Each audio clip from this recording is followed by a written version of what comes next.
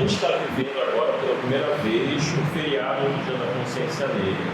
Depois de muita luta do movimento negro, alguns avanços, retrocessos, qual é a tua avaliação como militante, membro do movimento negro Juntos, desse novo momento agora, dessa primeira vez como Dia da Consciência Negra em Zumbi como feriado nacional?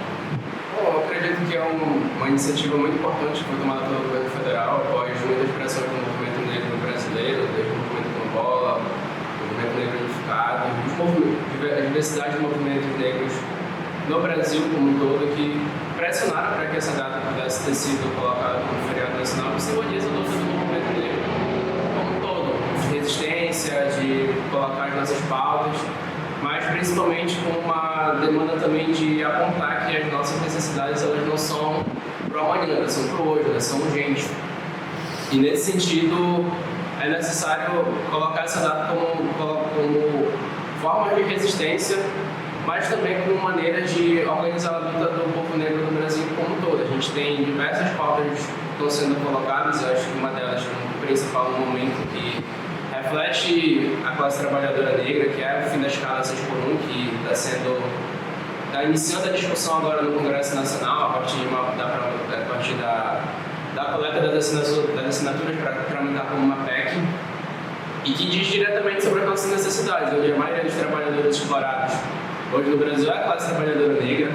que pouco tem tempo para ver os seus filhos e filhos nas escolas, viver o tempo com a sua família. Então essa é uma das pautas do hoje que diz diretamente sobre nós, mas também outras pautas históricas, como o fim do genocídio da juventude negra nas periferias. A gente recentemente viveu um momento agora aqui na cidade de Belém, onde teve alguns assassinatos de perseguições a pessoas das periferias, após o anúncio de algumas mortes de alguns policiais. A gente veio aqui no bairro do Guamá, na Terra Firme, na Sacramento, na Pedreira também, bem recentemente, acho que foi no começo do mês, onde as pessoas estavam, de certa forma, com medo, e ainda até com uma forma de dar de recolher. Então são assuntos como esse, que diz diretamente sobre a atuação violenta da polícia militar, a pauta relacionada com as escalas por o acesso da juventude negra à educação básica, ao ensino superior, são necessidades que para nós são tão reflexos também, que são assuntos desse tema que a gente pode observar que não são necessariamente pautas são apenas nossas, mas as nossas pautas são pautas gerais da população brasileira, que diz que a gente não é somente um eixo, nós não somos apenas um segmento, mas nós somos também a totalidade do que acontece no nosso país. E, Glauber, como é que tu vê essa questão e a referência de Zumbi para esse dia, inclusive já pensando também, por exemplo, a luta de Zumbi contra a escravidão, de várias outras lideranças contra a escravidão, também envolve a questão do trabalho, até hoje no Brasil, essa herança da escravidão no Brasil. Como é que tu avalia a luta hoje da juventude negra, do movimento negro, relacionado com o trabalho? De maneira prática, a escravidão em si ela não terminou, não para o povo preto. Ela só foi mudando a moldura do quadro, de como as coisas funcionam, mas que de maneira prática o povo preto é o povo dentro do Brasil que ainda segue sendo muito explorado, que ainda sofre muito com a precarização do trabalho. Na verdade, grande parte da população negra se encontra dentro do trabalho informal. Tudo isso precisa ser uma pauta que precisa estar na centralidade do debate para que a gente consiga entender como avançar. E aí a luta do movimento negro é muito importante nesse sentido, para que a gente consiga adquirir, dar mais consciência à população preta no Brasil e no mundo até, para que a gente consiga avançar nesse sentido, de conquistar mais direitos para a nossa população, de conseguir avançar com a consciência do nosso povo. E fazer entender também que essa luta não é somente do povo preto, mas que isso tem que ser uma centralidade do debate da sociedade civil em geral. E que a luta ela precisa continuar, que Zumbi é uma figura muito importante para a gente, é uma das principais referências para a gente, e que, se inspirando nele e em outras lideranças do movimento negro, pelo fim da escravidão, pela conquista de mais direitos, a gente se organiza cada vez mais, seja para acabar com o fim da escala 6x1, que é algo que prejudica em maioria a população negra, seja para lutar contra cortes na educação, que quando se prejudica dentro das escolas e universidades são os estudantes negros mais afetados, e outros setores da sociedade com suas demandas e suas pautas em específicos. Então, a luta do movimento negro é muito importante e ela precisa necessariamente ser a centralidade do debate, para que a gente consiga avançar cada vez mais na conquista de direitos e acabar de maneira prática com a escravidão, que de verdade ainda não terminou no nosso mundo. Eu acredito que isso não é por acaso. O maior índice de pessoas que são dependentes químicas não é por acaso que seja da população negra. O maior índice de pessoas que sejam analfabetas no Brasil, sem pessoas negras, também não é por um acaso. A quantidade de pessoas mortas pela polícia ou a insegurança que as pessoas sentem serem de maioria negras não é por um acaso. Tudo isso faz parte de um projeto que é colocado em prática por parte de uma classe dentro da nossa sociedade e que tem como objetivo eliminar os nossos. Isso é colocado em prática e quando a gente se organiza, como foi o caso de Marielle, e a gente consegue avançar com a pauta e a demanda que a gente levanta, a gente é um risco para essa classe que quer fazer com que a gente fique cada vez mais dentro dos guetos, sozinhos, calados, sem ter reação nenhuma. E quando a gente reage, eles também reagem querendo fazer com que a gente não possa avançar mais. Só que isso não aconteceu no caso de Marielle porque é uma grande liderança do movimento negro no Brasil, é uma inspiração para a luta do movimento negro aqui e é uma inspiração para que a gente continue se organizando e avançando com as pautas que o movimento negro tem. Então, é isso, a violência contra o povo preto no Brasil não é por um acaso, ela não é espontânea, é um projeto que é colocado em prática e é pensado com um objetivo exato. Eu acredito que dentro dessa discussão da violência política, o tema que transversou o debate sobre o assassinato da Marielle Franco, depois agora desde 2018, 6 anos, apenas agora nós estamos começando a ter as respostas que estão sendo cobradas. Nós encontramos as pessoas que executaram o mandato, mas nós ainda não encontramos quem são os malucos. Mesmo todos os indícios apontando, inclusive, relação com o ex-presidente e a família Bolsonaro, em todo o trâmite do caso, mas é uma cobrança que ela ainda assim deve ser continuada, deve ser tocada à frente, porque é uma resposta a um crime bárbaro que seguia uma lógica apenas de execução dos corpos negros na política. Nós vemos que é um reflexo que ainda é preciso avançar, que todo o debate que o movimento negro faz de muitos e muitos tempos, que é sobre estar nos mais diversos espaços, seja da educação, da política, ainda é insuficiente. Hoje, por exemplo, a representatividade de pessoas negras no parlamento paraense, seja na LEPA, seja na Câmara Federal, é muito insuficiente. É muito insuficiente. Nós praticamente não temos representatividade negra. Então, quando mesmo não tem poucas pessoas lá, muitas vezes são votos que caminham sozinhos. No parlamento, mas aqui fora, tem a sua retaguarda, estão com os movimentos sociais. Isso é o centro que fez com que o caso da Marielle fosse diferente, que ela poderia estar ali sozinha na sua representação física, mas com ela vinham outras pessoas do movimento social, não à toa que quando ocorreu a infeliz partida dela, a partir de um assassinato brutal, onde grandes poderosos do Rio de Janeiro achavam que poderiam calar a voz dela, teve uma resposta nacionalizada, teve diversos atos, teve outras pessoas que deram continuidade à luta dela, e que isso reflete a necessidade que a gente tem cada vez mais de organização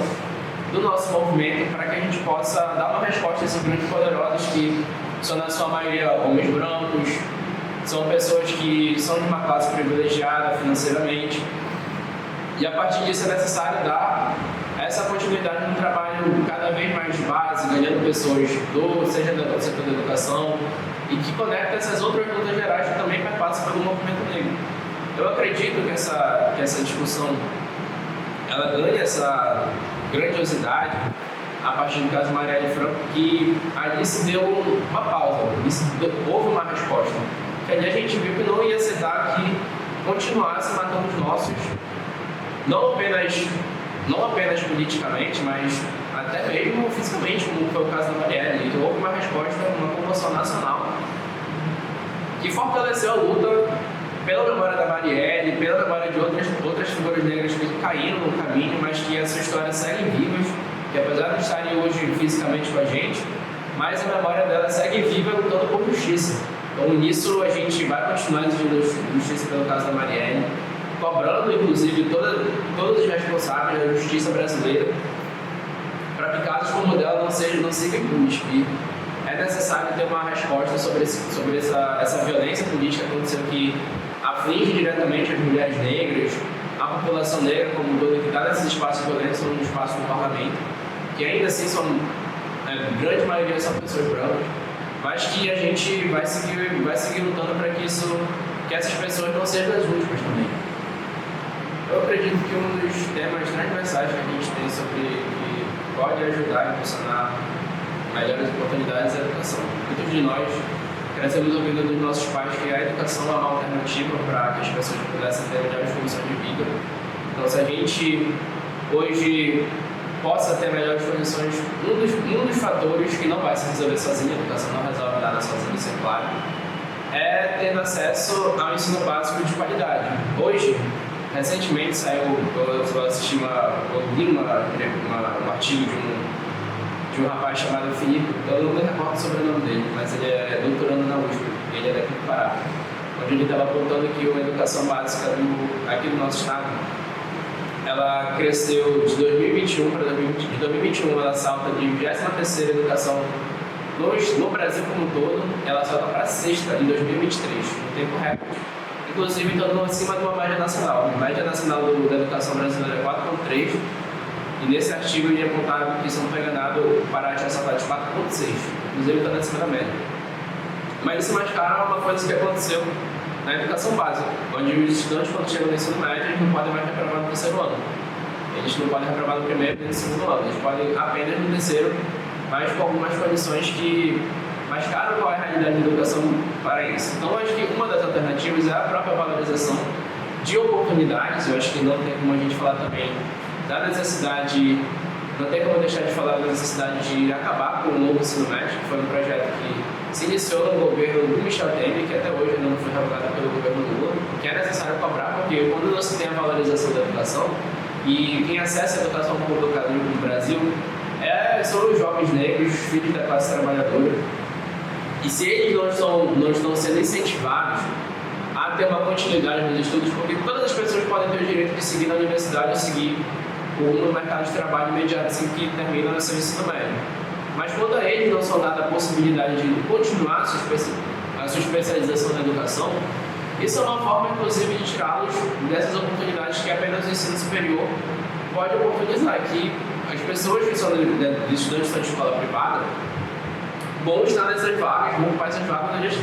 onde os filhos da classe trabalhadora que estão, em sua maioria, nas escolas públicas, não vão poder ocupar. Então, isso é um caminho, um dos possíveis caminhos que podem seguir. A educação, sem dúvida, é um ponto central sobre uma das principais questões que o movimento negro pode exigir hoje com relação à melhoria e avanço, porque olhando na totalidade da nossa sociedade, a educação é onde a gente vai conseguir acessar todos os outros setores para conseguir ter avanço. Mas também, de maneira mais imediata, a nossa população sofre hoje com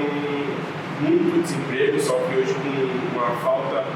de um serviço público de saúde muito agravado. E tudo isso também são respostas imediatas. Grande parte dos trabalhadores, entregadores de aplicativos são pessoas negras, são trabalhadores que não têm segurança nenhuma de trabalhar para estar na rua oferecendo um serviço e que precisam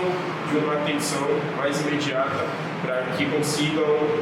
ter estrutura e segurança para conseguir, inclusive, estar entrando na universidade, por exemplo. Porque a partir do momento em que a gente só tem a opção de ou estudar ou trabalhar, pela necessidade imediata, o nosso povo acaba tendo que escolher pelo trabalho e acaba não conseguindo investir na educação, não conseguindo avançar academicamente, que já acontece de maneira prática. Depois da gente completar 10 anos na política de cotas, a gente teve uma menor entrada nesses 10 anos de estudantes cotista dentro das universidades. Isso é reflexo desse imediatismo que a nossa população tem que atender. Porque a gente precisa colocar comida na mesa, a gente precisa pagar conta e a gente não tem muita opção. Então, a gente conseguir dar uma estrutura para essas pessoas que hoje não estão estudando para ter acesso à educação de qualidade, gratuita, pública, é fundamental para que a gente consiga avançar. E a educação é o principal para a gente conseguir acessar vários outros lugares. Então, é isso. Além da gente conseguir investir em peso na educação pública no Brasil, a gente conseguir também estruturar uma segurança aos trabalhadores que hoje estão na luta diária para conseguir atender a necessidade imediata da sua família, a sua necessidade imediata pessoal também. É um passo muito importante, é uma atenção muito especial para o nosso povo e para a luta que o movimento negro carrega, mas que de maneira prática o feriado não é uma data para se comemorar, diante de todas as mazelas que ainda existem, e diante de todas as necessidades que o nosso povo ainda passa. E que essa data precisa ser entendida como uma data de luta e de organização do movimento negro para a gente conseguir suprir, conseguir superar todos esses malefícios que existem dentro da sociedade. Eu acho que um outro tema que também é interessante, que vem crescendo no debate a partir da crise climática que a gente vem pensando no mundo, é sobre o racismo ambiental. Que é também uma discussão que atravessa diretamente o movimento negro. Porque quando a gente fala de racismo ambiental, além da necessidade da gente colocar quais são os locais onde estão acontecendo esses desastres. E aí, quando se coloca desastre, a gente está colocando sobre os crimes ambientais. A gente vê aí, há um tempo que foi o caso de Brumadinho, em Minas Gerais, a gente vê aqui no no Pará mesmo, a situação de Barcarena com a Hidro, no Pará ainda tem a Vale do Rio Doce, outras dessas grandes empresas que estão depredando o meio ambiente. E a maioria desses territórios onde acontece são territórios onde estão povos indígenas, onde estão pessoas negras, pessoas quilombolas. E essa discussão, eu acredito que há um interesse também que se levante esse debate dentro da sociedade, porque a gente precisa compreender que esses locais onde estão acontecendo essas crises climáticas, esses desastres, sempre são localizações onde estão as pessoas negras, onde estão acontecendo as enchentes nos bairros de Belém, quando chove, os locais que mais alagam. Não é no bairro de Nazaré, não é no bairro do Amarizal, é no Guamá, é na Terra Firme, é aqui no bairro do Curioca, aqui perto de onde eu moro. São locais que estão sofrendo com essa crise climática e que é um reflexo também do racismo ambiental que a gente precisa discutir também. E eu acredito que no momento de a gente estar aqui ano que vem a COP30 aqui para o nosso estado, essas discussões são necessárias e também pontuar sobre a construção da Avenida Liberdade, que